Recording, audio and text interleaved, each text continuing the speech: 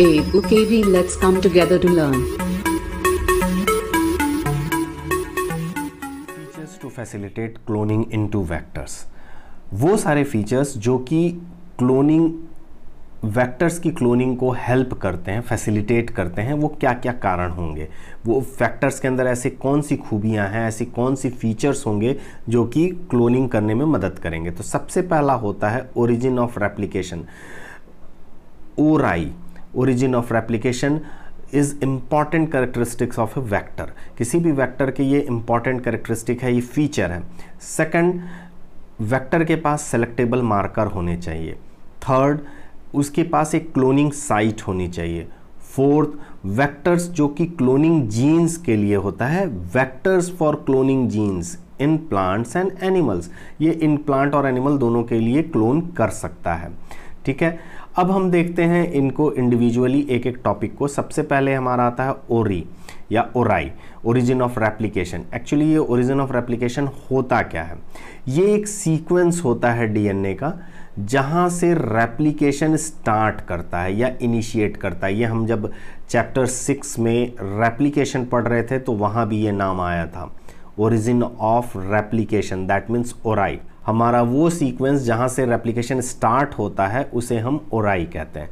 ठीक है, अब देखिए एलियन डीएनए जो होता है वो लिंक्ड करता है। जब भी हमारा इस ओराई से लिंक करेगा alien DNA, replicate within the host cell, वो क्या करेगा, होस्ट सेल के अंदर ही रेप्लिकेट करेगा। ओराई से अगर जुड़ जाए तो वो इसी के अंदर इसी के जैसे रेप्लिकेट करना शुरू कर देगा। एक और चीज़, ये उतनी ही कॉपी बनाएगा जितनी कॉपी, उस कॉपी नंबर उसके अंदर फिक्स होगी। Regulates and control copy number of linked gene, alien DNA और टारगेट डीएनए, ये ओराई ही का काम होता है। ये ओराई जो होता है ना, ओरिजिन ऑफ रेप्लिकेशन, यही रेगुलेट करता है कि कितनी कॉपी बननी है और कब बननी है। ओराई का एक और काम होता है, अगर मान लीजिए multiple copies of DNA, target DNA की ज़रूरत है, कई सारी कॉपीज चाहिए हमें टारगेट डीएनए की, then target DNA be cloned in a vector whose origin of replication supports high number। अगर मान लीजिए हमें ऐसा है कि जो डिज़ायर्ड डीएनए है उसकी संख्या बहुत ज़्यादा चाहिए, तो हम क्या करेंगे, इसको ऐसे किसी वेक्टर के अंदर ऐड करेंगे जिसके अंदर इसका जो कॉपी नंबर होगा वो बहुत ज़्यादा हो, यानी वो जब डिवाइड करे तो 1 से 20-20 बने एक सेल के अंदर। तो हमने पहले भी पढ़ा था 0 से लेके 15-20 इतने हमारे प्लास्मिड हो सकते हैं, तो जिसमें जितनी ज़्यादा कॉपी नंबर होंगे उतने ज़्यादा हमारा मल्टीपल कॉपीज़ बन सकती हैं डिज़ायर्ड डीएनए के। सेलेक्टेबल मार्कर कहते किसे हैं? ये आइडेंटिफाई करता है और एलिमिनेट करता है non transformants from transformants and selectively permit growth of transformants. इसको मैं दोबारा बताता हूँ, ज़रा ध्यान से सुनिए कि ट्रांसफॉर्मेंट क्या होता है, नॉन ट्रांसफॉर्मेंट क्या होता है। जैसा नाम बताया गया है ट्रांसफॉर्मेंट, ट्रांसफॉर्मेंट उन्हें कहते हैं जो कि जिनका ट्रांसफॉर्मेशन हो चुका, ट्रांसफॉर्मेशन हुआ है। ट्रांसफॉर्मेशन किसका होता है? मैंने बताया जो भी रिकम्बिनेंट डीएनए जिनके पास पाया जाए उनका ट्रांसफॉर्मेंट हो चुका है।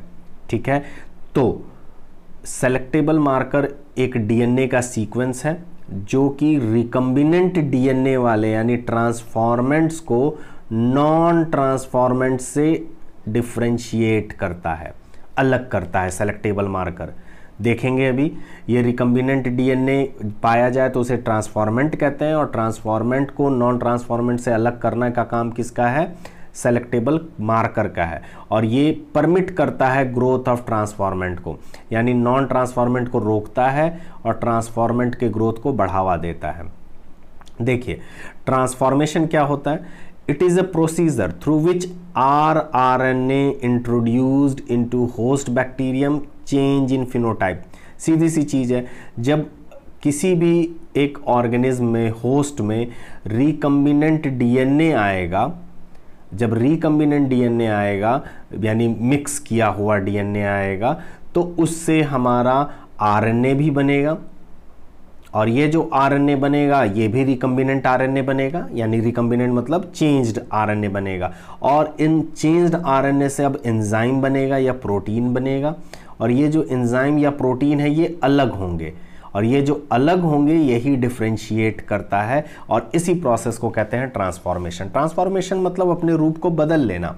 तो जब हम बाहर से एलियन डीएनए मिला दिए, रिकम्बिनेंट डीएनए बना दिए, तो वही तो हमारा नया एक कैरेक्टर शो करेगा। ठीक है, तो इसको कहते हैं ट्रांसफॉर्मेशन। नेक्स्ट हमारा आता है कि एग्जाम्पल है ई कोलाई का। जैसे मान लीजिए ई कोलाई में एक प्रॉपर्टी होती है, रेजिस्टेंस होता है एम्फिसिलिन, क्लोरामफेनिकॉल, टेट्रासाइक्लिन और कैनामाइसिन। ये रेजिस्टेंस पाया जाता है, वो selectable marker which is lagged in normal E coli. समझिए, जैसे एक कोई हमारा ई कोलाई है, ई कोलाई का ये हमारा प्लास्मिड है, इसके अंदर रेजिस्टेंस डेवलप होगा किसके किसके कारण? एम्फिसिलिन, क्लोरामफेनिकॉल, टेट्रासाइक्लिन, कैनामाइसिन, ये 4 अलग अलग एंटीबायोटिक हैं। इनका रेजिस्टेंस अगर इसके अंदर डेवलप करता है, जो कि नॉर्मल में नहीं डेवलप होता।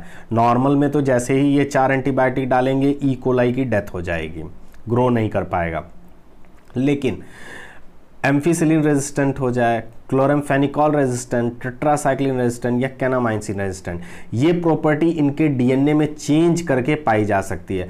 जैसे ही इनके डीएनए में कोई चेंज आ गया, अब ये हो सकता है कि ये एम्फिसिलिन रेजिस्टेंट हो जाएगा। अगर ये एम्फिसिलिन रेजिस्टेंट हो जाएगा तो इसके अंदर जैसे ही हम एम्फिसिलिन अगर डालते हैं एंटीबायोटिक, तो इसके ऊपर कोई असर नहीं करेगा।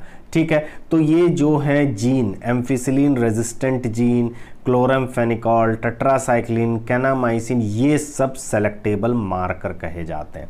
समझ में आ गया? सेलेक्टेबल मार्कर क्या होते हैं? सेलेक्टेबल मार्कर एक्चुअली कुछ नहीं होते, एक जीन का टुकड़ा होता है जो कि कोई एक कैरेक्टर को लाता है और वो नॉर्मल से उनको बदल देता है। जो नॉर्मल होता, मान लो वो ऐसा होता, उसके अंदर जैसे ही हम एम्फिसिलिन डालते तो ये मर जाता, लेकिन हम जैसे ही इसके डीएनए में एम्फिसिलिन रेजिस्टेंट जीन डाल देंगे तो अब उसके पास एम्फिसिलिन का जैसे ही हम कुछ डालेंगे इस पे असर नहीं करेगा, इस दवा का एंटीबायोटिक का असर नहीं करेगा, तो इसीलिए हम इसको सेलेक्टेबल मार्कर कहते हैं।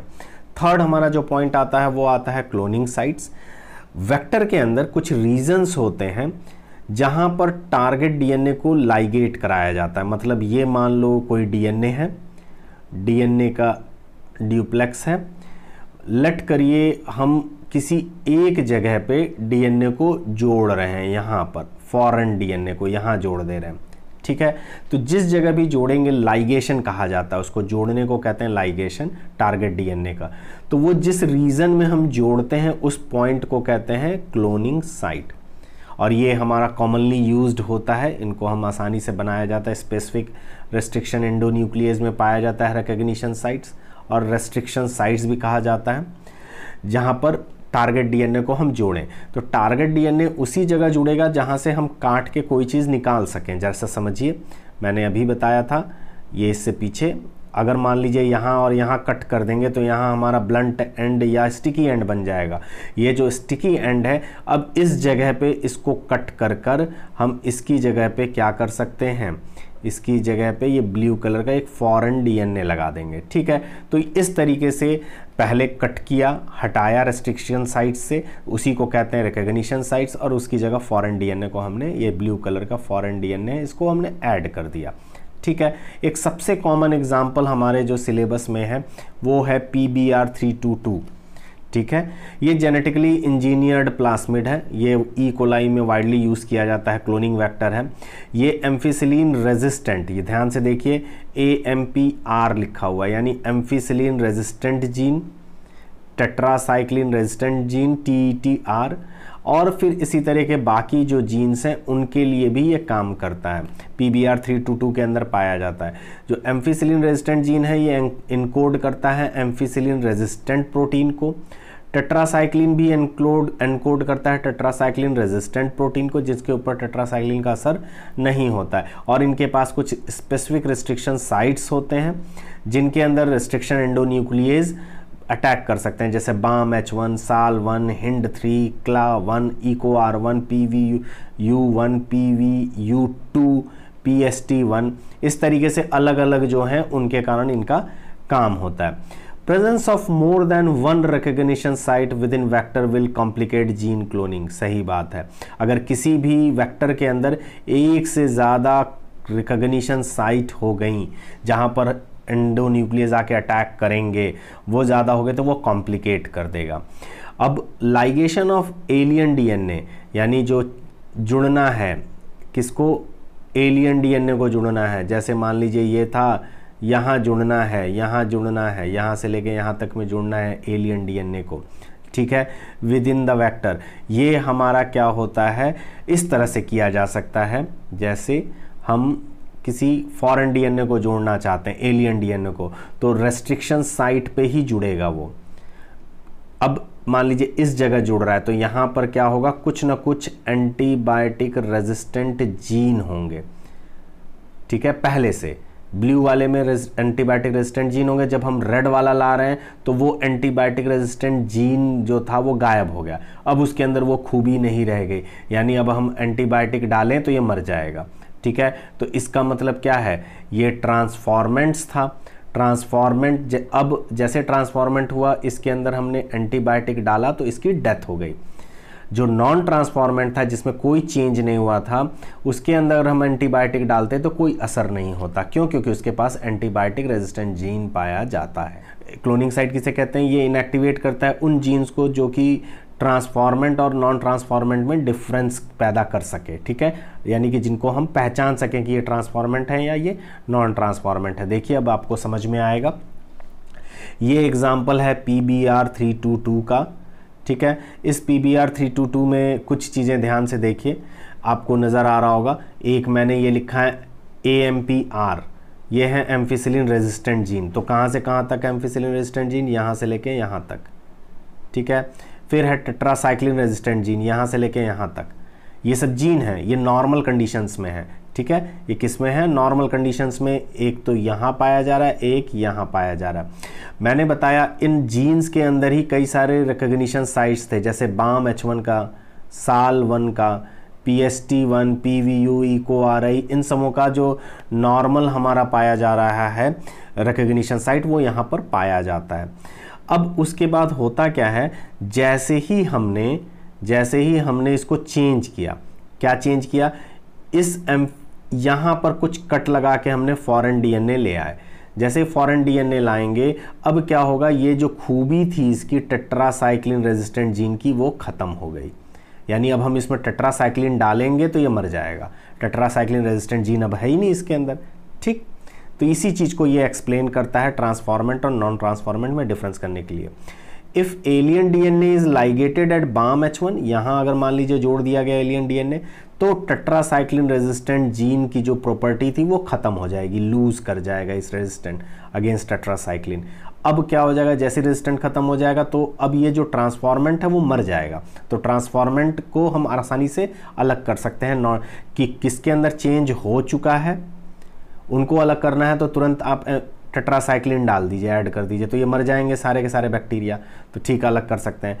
अब अगर जो जिंदे बच जाएंगे तो उनको हम कहेंगे वो नॉन ट्रांसफॉर्मेंट है, यानी उनके अंदर चेंज नहीं हुआ है, ठीक है। इस तरीके से ट्रांसफॉर्मेंट को हम नॉन ट्रांसफॉर्मेंट से सेलेक्ट कर सकते हैं और इनको हम ग्रो करा सकते हैं।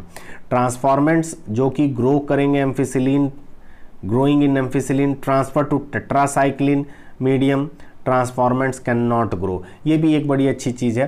2-3 चीज़ों की बात कर रहा है ना यहाँ पर, देखिए आपको एक चीज़ समझ में आ रहा होगा। अगर मान लीजिए यहाँ पर ट्रांसफॉर्मेंट आया तो ये तो सिर्फ टेट्रासाइक्लिन के लिए है, एम्फिसिलिन के लिए नहीं है, ठीक है। तो ये कहता है अगर मान लीजिए हमने चेंज कर दिया यहाँ, तो ये वाली खूबी ख़त्म हो गई उसकी, टेट्रासाइक्लिन रेजिस्टेंट जीन ख़त्म हो गया।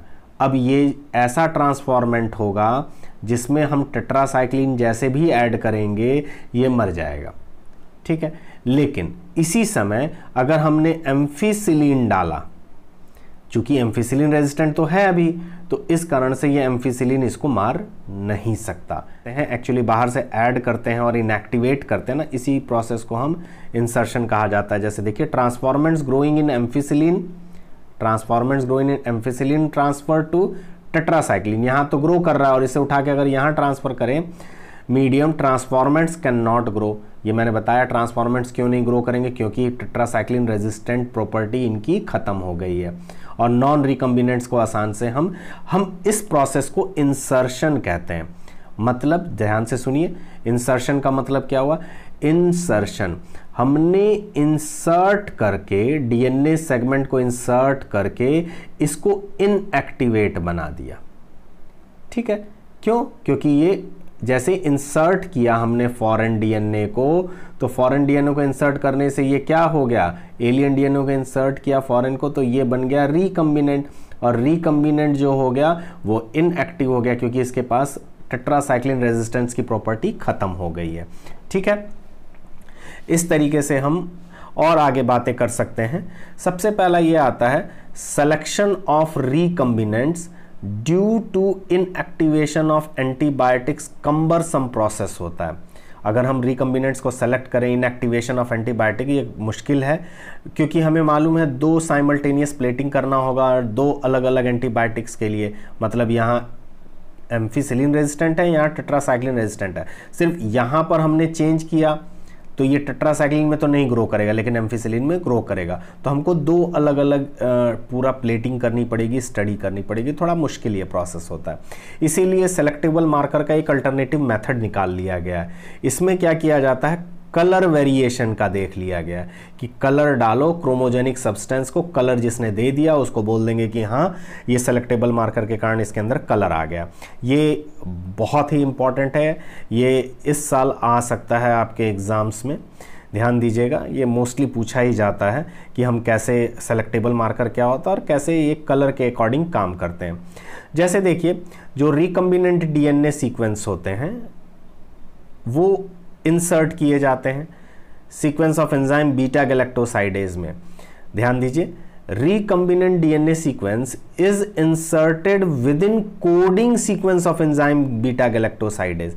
यानी हमने जो बाहर से डीएनए लाया और रिकम्बिनेंट डीएनए बनाया, वो उस जगह लगाते हैं जहां पर उस जीन पे पास बदलते हैं, और वो जीन बीटा गैलेक्टोसाइडेज बनाता था।